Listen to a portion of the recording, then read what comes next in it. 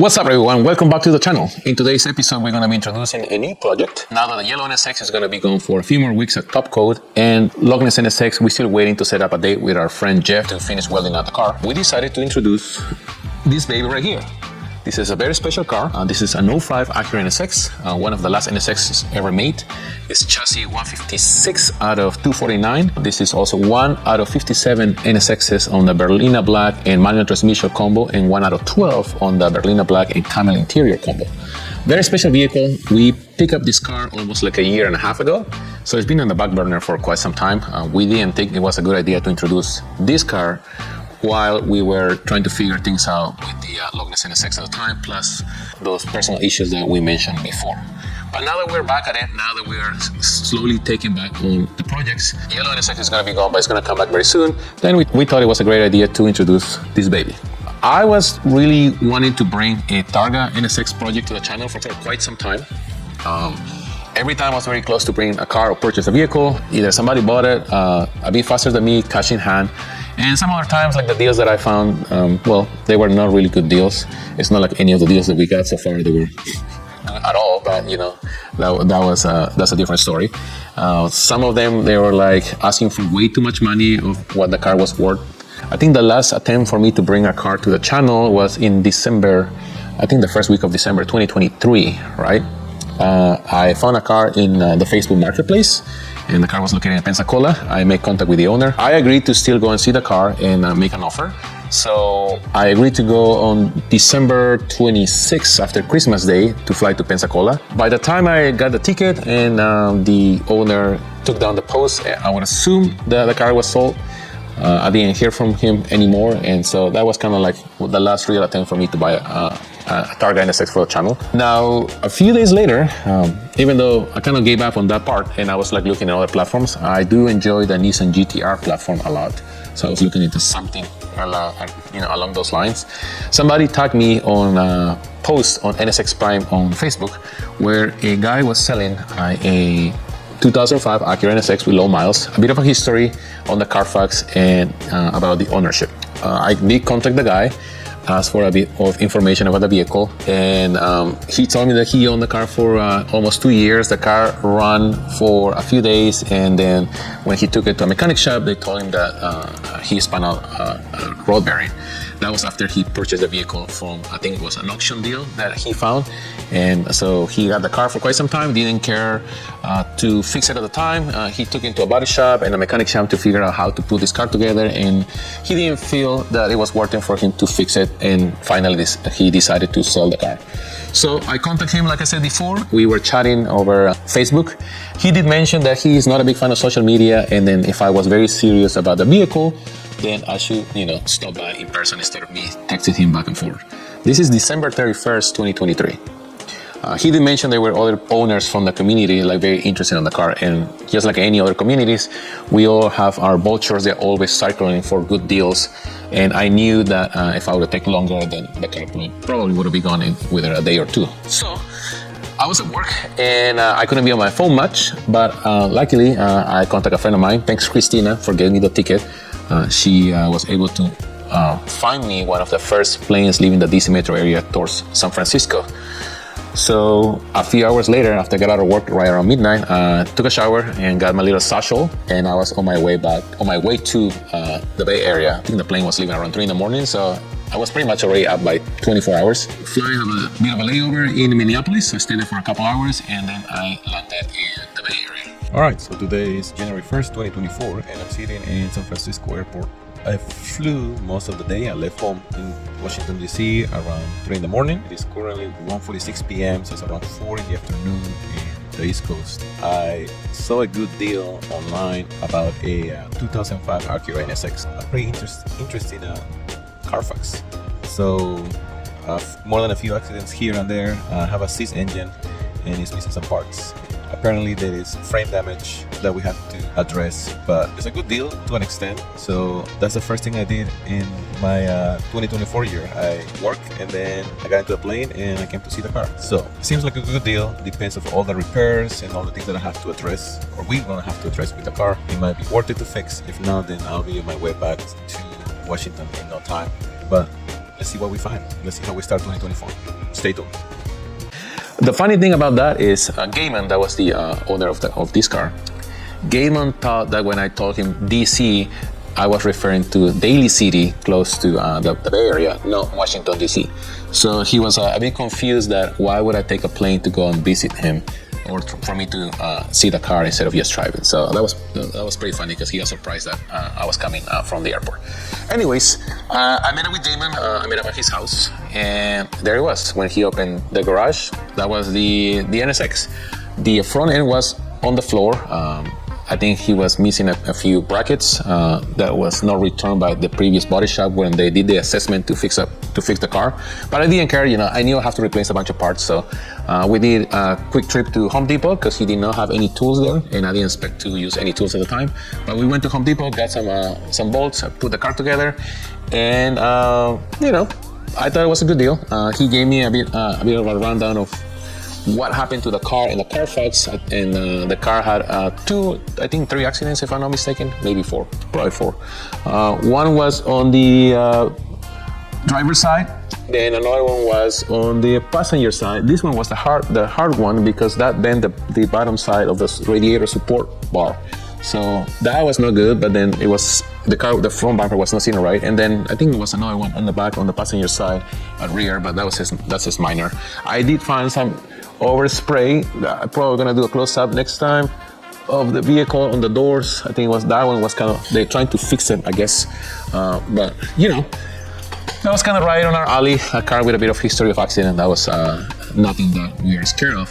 And the cherry on top was that he got this deal because the car was stolen, I think 2015, and it was recovered in San Mateo, California, where the sheriff did a raid on, I think it was some sort of like a mechanic shop, I would say, and they arrested like 6 or 7 people for money laundering, racketeering, car theft, and some other crazy stuff. So for me, that was the cherry on top. For me, that sealed the deal, and I said to myself, we need to buy this thing. So after talking to Gaiman about the price, he did appreciate that I actually flew on New Year's Day from Washington DC to California to meet up with him in person as per his request, because he doesn't like to deal with people online. We worked on the price, and a few minutes later, we signed a little contract, and we became owners of this baby right here. Till that moment, everything was fairly smooth, and then for people that know me, they know that things on my end never really go smoothly. So I knew something's gonna happen, but at the time I was very excited, and I was very happy that we were able to close the deal and get this car. So the problem with the transport, that was to start this kind of journey of picking up this vehicle. Gaiman did mention that I should move the vehicle to another location if I knew somebody on the Bay Area, because his neighborhood, the roads are very, very narrow, and they were, and it would have been close to impossible to pick up the car with a big trailer and bring the car to the East Coast. So with that in mind, he dropped me at the airport, and I was on my way back to the East Coast trying to figure out all these arrangements to bring the car to the DC metro area. All right, well, I'm back to the East Coast. Been flying all day, January 1st, so I've been there for like almost 20 hours, and I'm tired as hell. But it was a good way to start the year, and we can't wait to show you. So stay tuned, and Happy New Year. So I make a few phone calls, and I contact some people, and I was lucky enough to be in contact with Rick. Rico is the owner of a Euro boutique in Fremont, California, and after chatting with him for a few minutes and explaining my situation, he agreed to help me out in keeping the car his business shop. So that was good. I contacted Gaiman, and I gave him the good news, and Gaiman was, I think he was like very grateful and happy that he dealt with me, and it was a very easy transaction. So he delivered the car at no extra cost to Rick's shop, so the car can stay there for as long as I need it, so I can figure out the transport back to the DC metro area. Well, I never done a transport pickup before. I was very new of the whole situation. I don't really know how things work, but I learned about dispatchers and how they kind of like send the job to somebody else, and then there's a driver that is contacting you, and it was all this back and forth, cancellations, last minute extra charges, even though I told them that this vehicle was not a running vehicle. I guess they did not communicate it to the drivers, and that increases the price of the transporting, of bringing the car to the East Coast. And so after multiple attempts, and even though 2 people showed up to pick up the car, one of them, I don't think the dispatcher told him that the car was a non-running vehicle, because when he got there, he was fairly upset, and he wanted some money, and I was like, I'm not gonna pay the guy because, you know, you're not delivering the car. But he said, like, nobody told him that the car was a non-running vehicle. They told me what the car steered, but nobody told me it was not running. So that was an issue right there. Another guy showed up, I think a week later. He was told the car was a non-running vehicle, but he thought that it was not running because of a dead battery. So I don't know where he got that idea, but Rick met up with him, and the first thing he did was like open the engine bay and put a battery pack on it and tried to start the car. And when he didn't, he was so surprised that the car didn't start. But the car, I always mention the car, the engine that didn't work. So I don't know what was the issue with that. So with that was the last drop of me trying to get the car into the East Coast using a transport. So I thought to myself, I have a really good looking, very reliable Ford F-150 Raptor. I'm a big fan of those pickup trucks. I was never a big fan of pickup trucks till I purchased my first Raptor during the COVID time. And even though they are terrible at MPG, that's one of the most reliable, easy to work on cars that I work on since I work on cars. But I also have a trailer, so I was like, what the heck, why not? You know, why would I pay somebody that probably not gonna really take care of the car? Because every time I told him there was a non-running vehicle, it was all this back and forth and like trying to charge me more, and now we don't know how we're gonna put the car, and I didn't want to deal with any of that.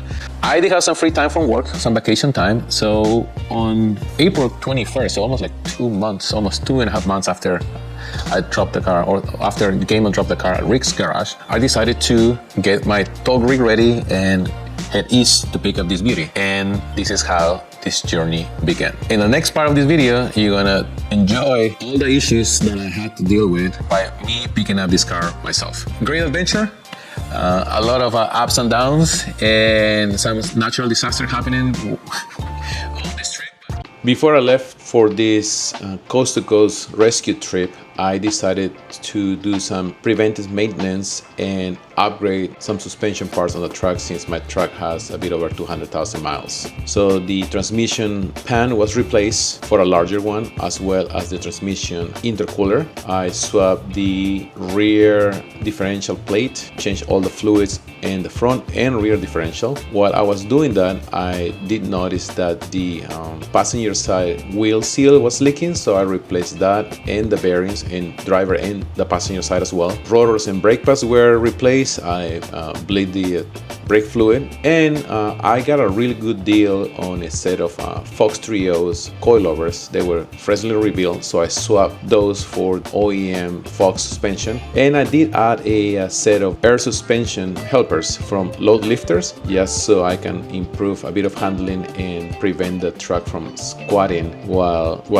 on my trip back from California. When all that was done, I was ready to take on this journey west. The road was taking me through 10 different states: Maryland, Pennsylvania, Ohio, Illinois, Indiana, if I'm not mistaken, Iowa, Nebraska, Wyoming, Utah, Nevada, and finally the Bay Area in California. The plan was to break this trip into 3 legs of 15-hour days, just so I can rest and have something to eat, not trying to rush the trip too much, so there wouldn't be any inconvenience. The trip started very well, pretty smoothly, all the way up to Illinois, because I got pulled over in Route 80 by a state trooper. I didn't know why. I heard a bang a few miles back when a 18-wheeler flew by me. I guess on that part of my trip, somehow my trailer light and the trailer plate, they got clipped. So I didn't get a ticket. I got a warning. The trooper, the officer, was very understanding of my situation, but he did mention that maybe some of the other state troopers in other states, they wouldn't be as flexible. So he just gave me a warning, and I was on my way back to my trip to the west. I ended up I drove all the way up to Iowa largest truck stop.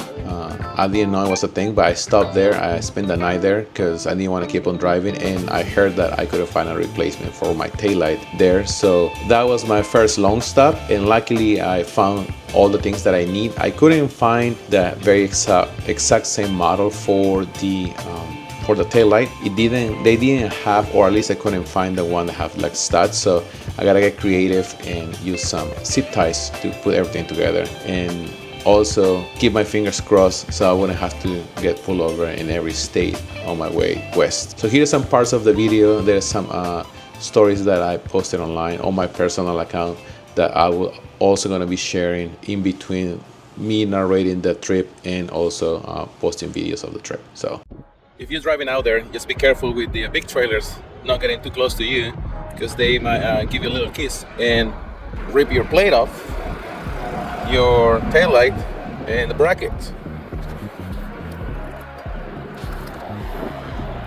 Luckily it wasn't all that serious. I did get pulled over for that because I was driving with a missing tail light and no tag. And well, with this look in Iowa, it's kind of suspicious. So yeah, luckily that happened close to, what is it called? Iowa 80, world's largest truck stop. Here we go. So I'm gonna go in there and hopefully they will have what I need, so I can keep on going and explain to every single cop that pulled me over that I'm driving a trailer with no tags, but that is actually not my fault. California, here we go. A few moments later. Well, the light didn't make it that far from Iowa. It came undone again because I need something with studs, so I have to drag my butt all the way up to Nebraska. And I found what I needed in a Walmart. I'm gonna install that. Hopefully that won't come out. And I'll try to be in California, San Francisco later today. Well, tomorrow. Because I don't want to stop in Utah. You know, they might try to convert me into a Mormon or something. But yeah, I'll see you. New light is on with the studs. And everything's working fine.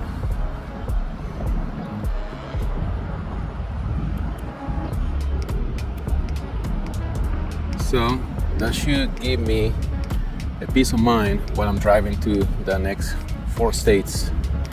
I mean, I'm probably gonna get pulled over anyways because I don't have a plate on my trailer because it's somewhere in Indiana apparently.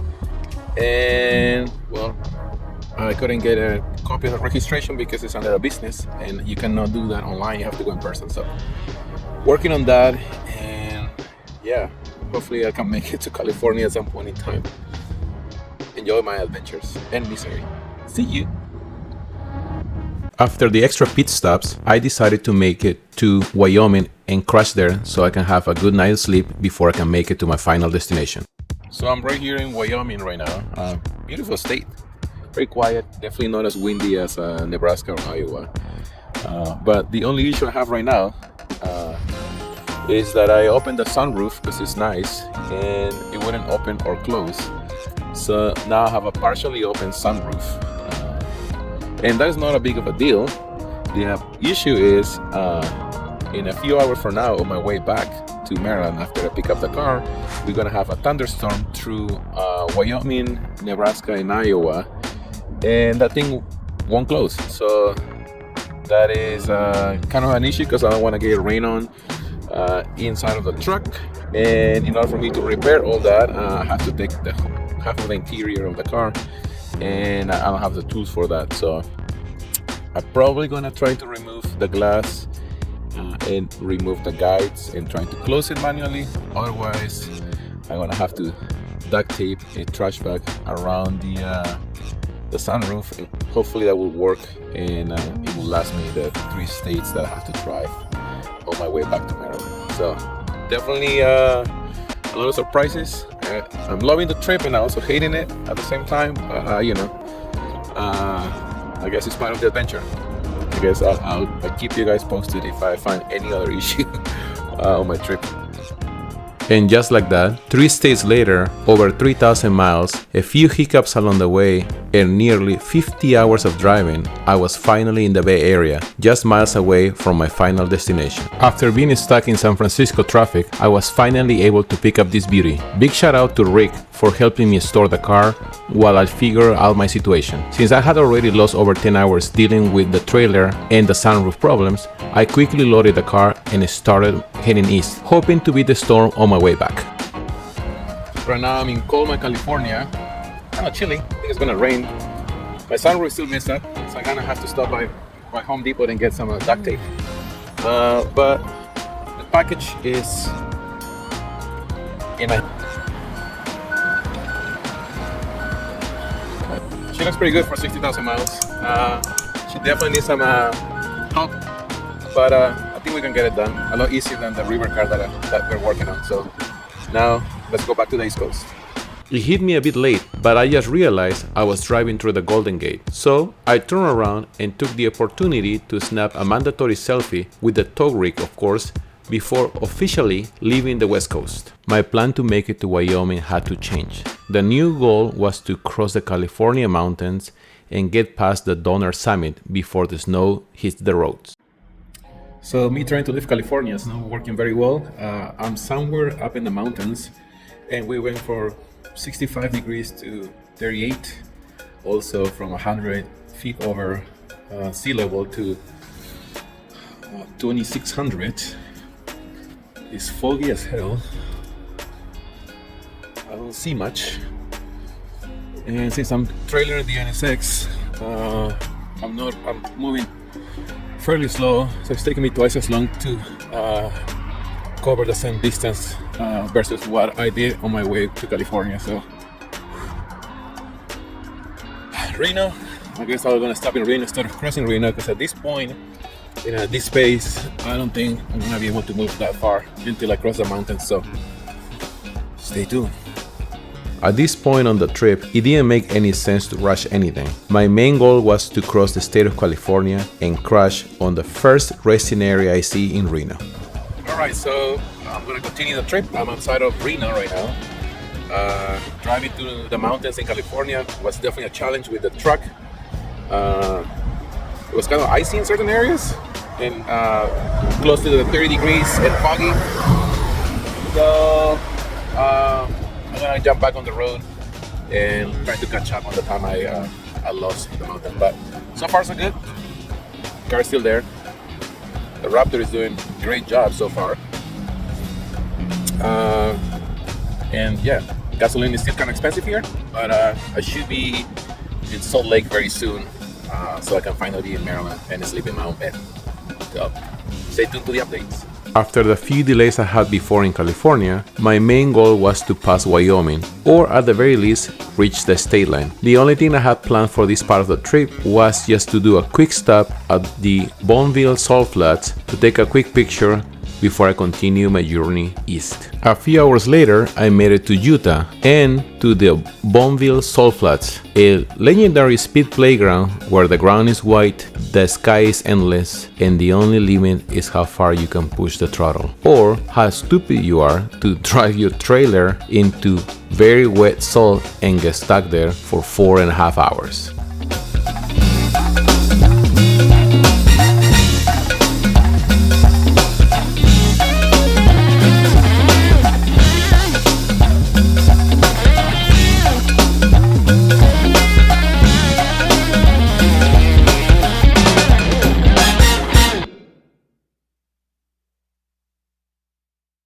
And yes, I'm such an idiot for making such a terrible decision of driving the truck in the trailer with the NSX out back into wet salt and expecting that the car will stay on top. So after realizing that I was not going anywhere and sat on my truck for like an hour or so cussing at myself for making such a stupid decision, I decided to try a couple tricks. The first thing I tried to do was put in the car in 4-low and give it a couple taps to the throttle and see if I can get any traction. The only thing I gained with that is wet salt on the back of the NSX because I was really not moving anything. The second thing crossed my mind was deflating the tires and trying to get some traction with that. That did not work either. So I went back into my truck and I was really contemplating calling 911 so they can come and help me out, and potentially also paying a big fine for driving myself into the wet salt. But right as I was about to call 911, an 18-wheeler and a Dodge Ram parked right next to me. Apparently these two guys saw me back in Nevada trailering the NSX. So they saw me I was stuck, and since they're car guys, they were pretty cool to give me a hand. The truck driver had some special straps, heavy duty, to pull up other vehicles. Now it was really hard for him to maneuver, so Trey, the guy driving the Dodge Ram, hooked the strap onto on front of the Raptor and give me some pull so I can get some traction and finally able to get out of the wet sand. After 25 minutes of work, I was on the side of the road with the NSX covering salt, but luckily free to go and not stuck in the wet salt. After that little incident, the only thing I wanted to do was just drive home, sleep in my bed, and not make any other stupid decisions like that, just to get a picture so I can put it on social media.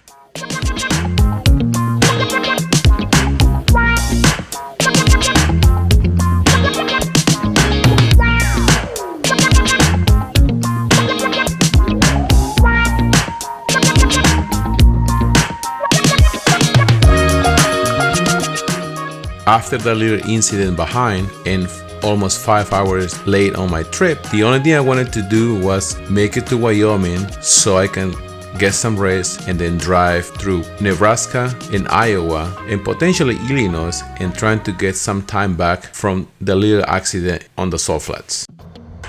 Alright, so I'm here in Wyoming now and I'm gonna spend the night here. It's gonna be a pretty bad thunderstorm throughout Wyoming and Nebraska, and I have to fix my sunroof, as you guys already know. It stopped working, so it wouldn't close, and I did that for the time being. That should get me by, so I don't get rain inside of the truck, because I heard it's gonna be pretty bad, and there is some crazy wind in Iowa. And I'm not a big fan of that, so I'm gonna spend the night here before the storm starts, so I'm well rested and hopefully I'll make it to Chicago, I hope. I'm glad I covered the sunroof before I went to sleep, because the rain and the snow arrived while I was asleep. Snow first, and right when I was about to hit the road, it started pouring rain, making the roads pretty bad, but I gotta continue with this trip.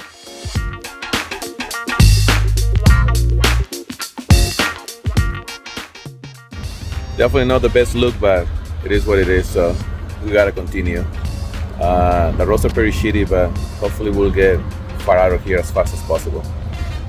After the bad weather in California, me getting stuck on the Salt Flats, plus the rain and the snow in Wyoming, I was just really hoping to have some sort of like a normal drive on my way east.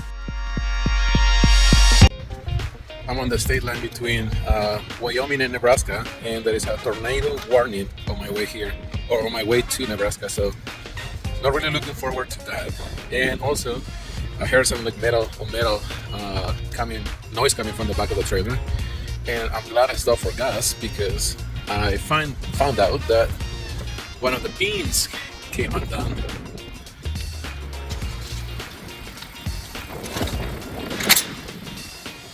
So that's good news. I'm gonna fix that, put it back in place, and head towards the tornado.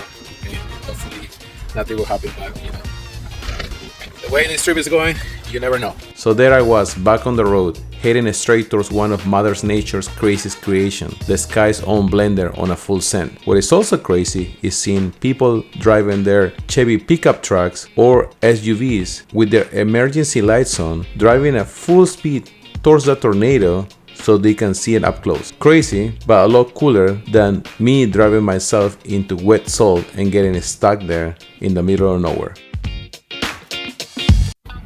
So it's 4 in the morning. I'm in Iowa right now, and I've been trying to park my trailer in the past 3 resting areas, and all the truck and trailer spots have been taken. I don't know if it has something to do with the tornado or not, but everything is packed.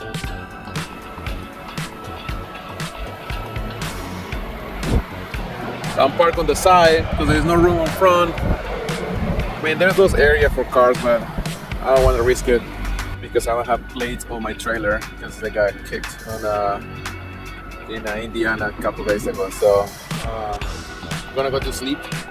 Hopefully I'll make it to DC tomorrow. I'm not that far away from where the tornado hit, and and the winds were kind of crazy, but we should be fine. So let's find out tomorrow. Now that the snow, the rain, and the tornado had clocked out, the only thing I was chasing was a nap on my own bed. Alright, well, I'm about to leave Iowa on my way to Chicago, then Indiana, and then Ohio. So far the traffic is not that terrible. I saw more than a few 18-wheelers on the side of the road sideways. I think I missed the tornado by like maybe a few miles. Maybe that's why all the 18-wheelers, they were in the resting areas.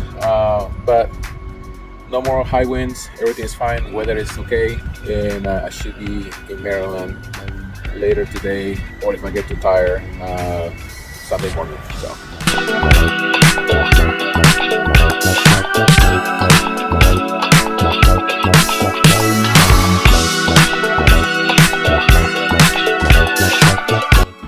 So here we are in Ohio, very close to home finally. Not a lot of traffic, no tornadoes, no last minute crazy wind, rain or snow, so I'm just like really looking forward to getting to the DMV later tonight, or if I get too tired, probably tomorrow morning. So at this point, I was just counting the miles before I could make it to Maryland, so I can drop off the car, then go home, take a shower, eat some really good food, and go to sleep for the next couple days. we finally made it to the East Coast. Car made it. Raptor is still in one piece, a bit of salt. My trash bag that protect me from the rain and the tornado is still there, which is good. I'm very surprised about that one. But yeah, it's been quite a trip, cross-country trip, first time ever. A lot of good memories and shenanigans. But thanks for tagging along and checking on me while I was like dealing with a tornado.